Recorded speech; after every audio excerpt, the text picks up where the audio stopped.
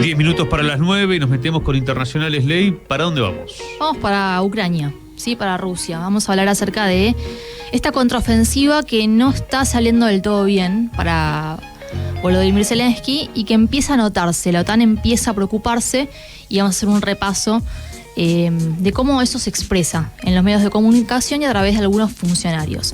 Pero primero quería meterme con el tema armas biológicas.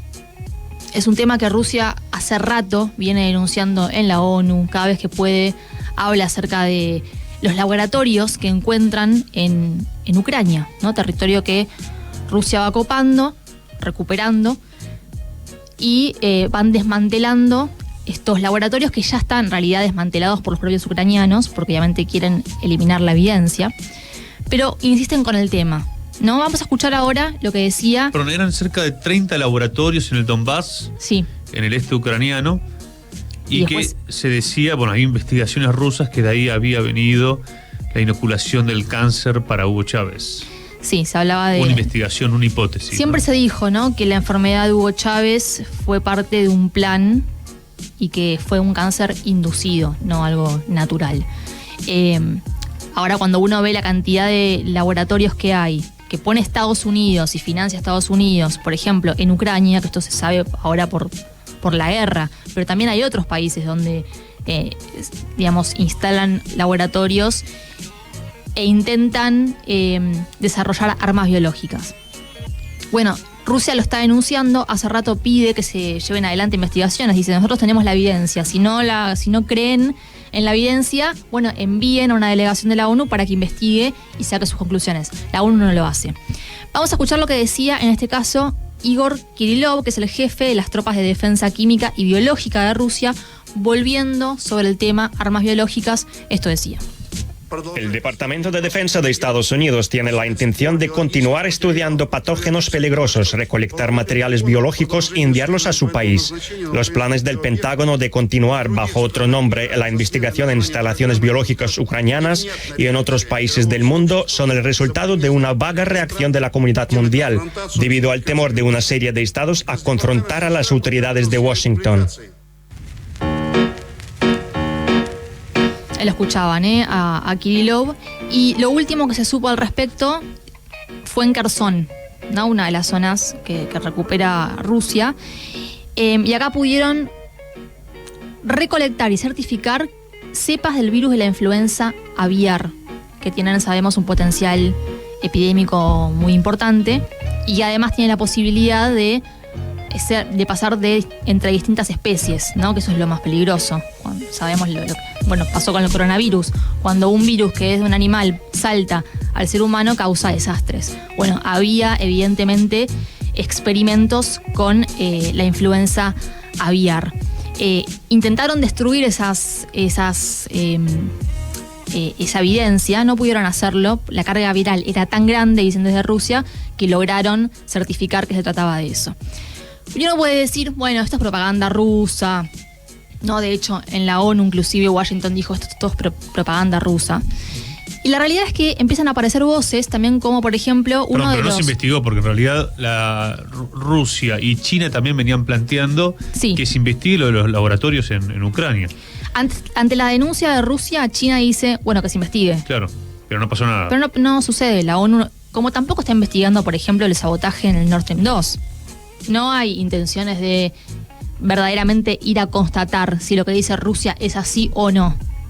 Simplemente dicen esto es propaganda rusa. En Estados Unidos apareció un candidato, se llama Robert Kennedy Jr., que recordemos en Estados Unidos en 2024 va a haber elecciones, el tema Ucrania se pone sobre el debate porque mucha gente empieza a decir, la cantidad de recursos que se destinan a Ucrania y miren cómo estamos viviendo nosotros, ¿no? Se habla mucho de la situación sanitaria de barrios pobres donde la droga está generando desastres y no hay ningún tipo de ayuda ni asistencia gubernamental para esa gente. Y bueno, ¿no? El ciudadano estadounidense ve eso, ve la cantidad de dinero que se destina a Ucrania, a una guerra que evidentemente la OTAN va a perder. Y bueno, esto empieza a mellar y se mete también en los debates de cara a las elecciones del año que viene. Y acá tenemos a Robert Kennedy Jr. que dijo lo siguiente.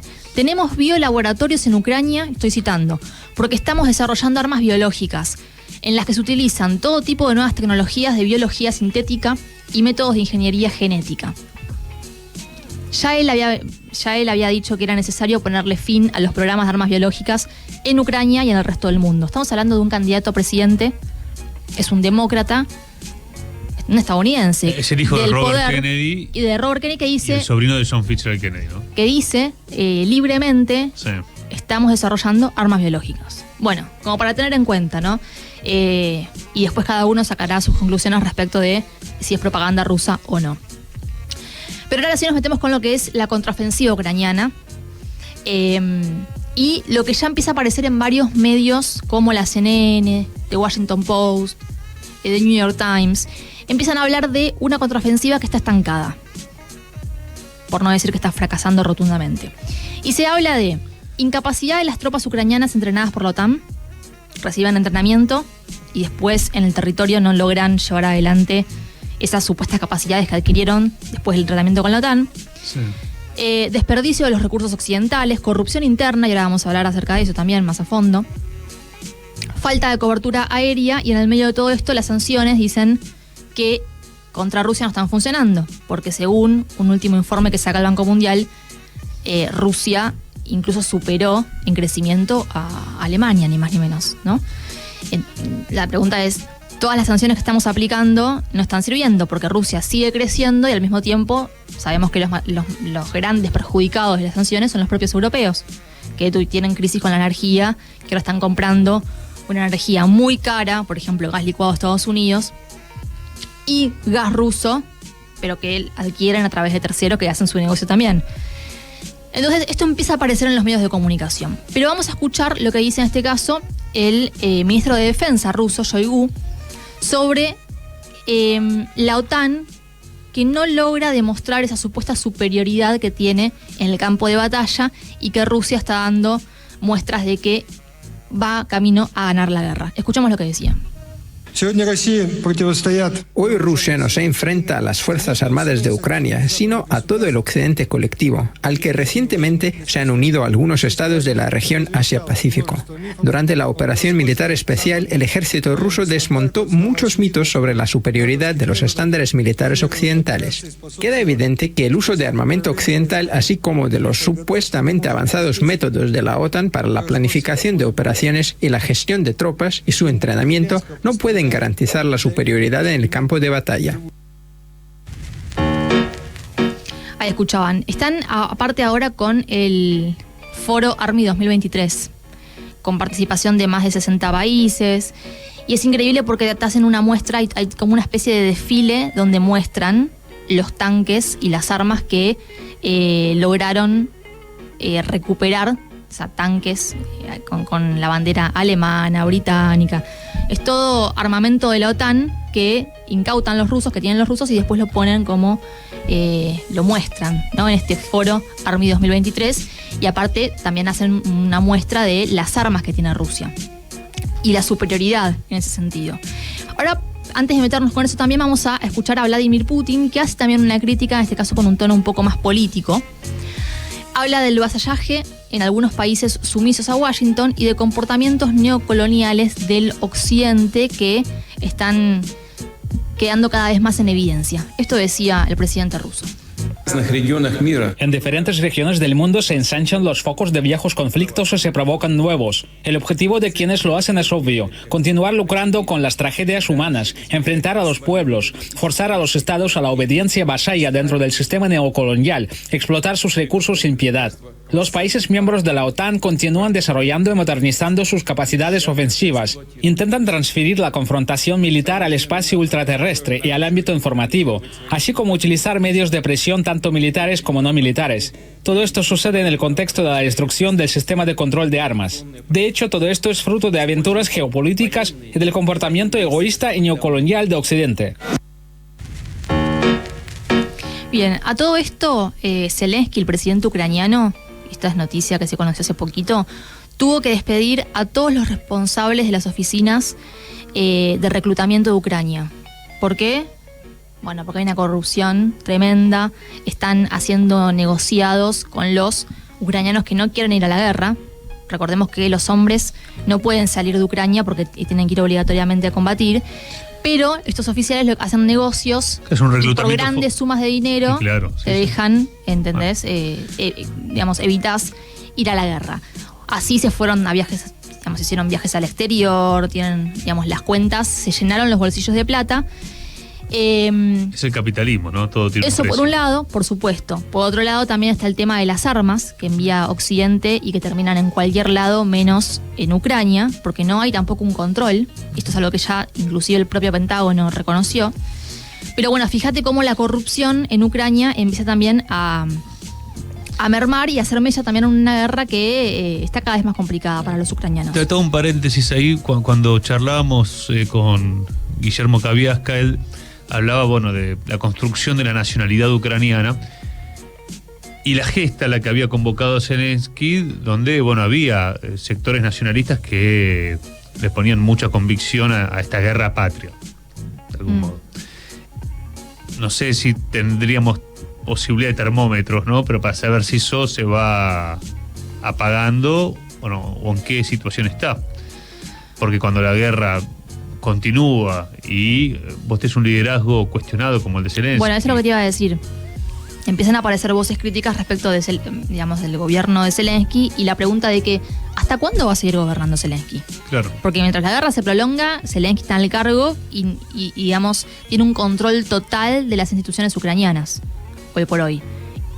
Y se empieza a cuestionar, bueno, el rol que tiene hoy Zelensky, si es la persona idónea para estar en este momento ocupando ese cargo, cuando empieza en la población ucraniana a haber dudas respecto de cómo se está llevando adelante esta guerra por todos los casos de corrupción, pero aparte porque no hay avances. Pero aparte de la manera de salir de la guerra para Ucrania es que caiga Zelensky. Y bueno, en un momento se habló de eso también. Está claro que él no va a negociar. Él no va a negociar. Ni puede negociar, se tiene que ir. Ya que estamos hablando de esto, desde la OTAN, el director de la oficina del secretario general de la OTAN, estamos hablando de Stian Jensen, dijo que Ucrania podría ingresar a la alianza si cede algunos territorios a Rusia. O sea, fíjate que la OTAN ya empieza a decir, bueno, hay que empezar a salir de este atolladero, porque la realidad es que no se va ni para atrás ni para adelante, o se va más para atrás que para adelante, y se empieza a hablar de los territorios que debería ceder Ucrania. Pero bueno, lo dice la propia OTAN. Pero porque la OTAN ya también logró objetivos. Incorporó a Suecia. A Finlandia y Suecia están en camino también a incorporarse. Y también Turquía está por ahí, ¿o no? Y Turquía está negociando, en realidad Turquía ya es parte de la OTAN. Tenés razón. Pero lo que está negociando Turquía es ingresar, o sea, quiere ingresar a la Unión Europea. Entonces dice, yo te voy a permitirle el ingreso de Suecia siempre y cuando a mí me allanen el camino para ingresar a la Unión Europea. Sí, que está el tema con los kurdos, ¿no? Exactamente. Que es la interna propia de Turquía. Ahora, si uno ve el antes y el después del conflicto, la OTAN logró avanzar posiciones y si dice, bueno, a ver, negociamos Ucrania adentro, pero te cedemos el Donbass. Bueno, sigue habiendo esta tensión que no va a terminar, ¿no? Porque el guerrerismo de la OTAN va a ir generando otros conflictos. El objetivo de Rusia es desnazificar Ucrania y eliminar el ejército ucraniano. Y pacificar también la zona. Pacificar la zona y anexionar los territorios de que fueron siempre conflictivos desde 2014 en adelante, que ya lo hizo de todas maneras. Eso, de hecho, hubo referéndums. Crimea y el Donbass. Alguien que también habló es David Wu, que fue economista del Fondo Monetario Internacional. Y dijo lo siguiente: la tecnología rusa experimenta una revolución cada 3 meses. Ahora mismo luchan con armas que hace 18 meses no tenían. Rusia aplasta a Ucrania en el campo de batalla y si esto continúa así va a ser el fin de la hegemonía estadounidense. Ya empiezan a decir, un resultado negativo en Ucrania va a acelerar esta decadencia que ya vive Estados Unidos como potencia hegemónica. No solamente desde el punto de vista militar, sino también hay que hablar de la cuestión financiera y económica, porque Rusia, a partir de las sanciones y a partir de la guerra, lo que hace es negociar con otros países, con otros aliados, en monedas locales y avanzar en un camino de desdolarización. Se terminó la hegemonía del dólar. De eso habló Sergei Lavrov y vamos a cerrar escuchando entonces al canciller ruso que esto decía. Los signos del tiempo se manifiestan gradualmente, la desdolarización de la economía global y el comercio. Hoy un número cada vez mayor de estados está disminuyendo gradualmente su independencia del dólar y el euro, y están transitando hacia monedas nacionales y sistemas de pago alternativos a los occidentales.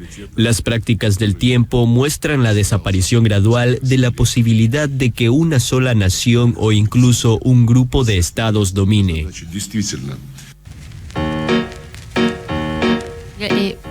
Clarísimo, ¿no? Lo que decía ahí Sergei Lavrov, canciller ruso.